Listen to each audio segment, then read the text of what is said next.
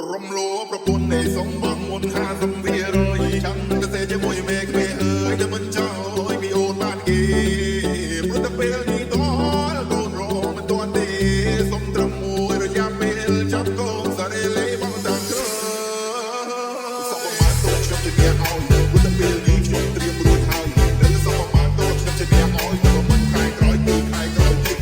តែលើកូននេះរៀនទៅកូននេះឆ្លៀតធ្វើការគេម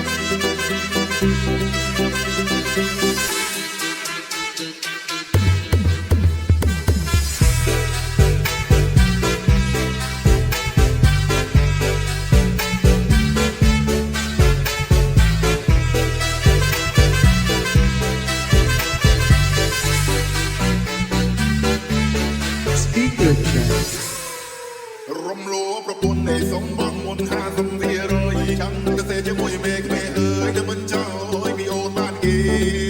ព្រោះតែពេលនេះ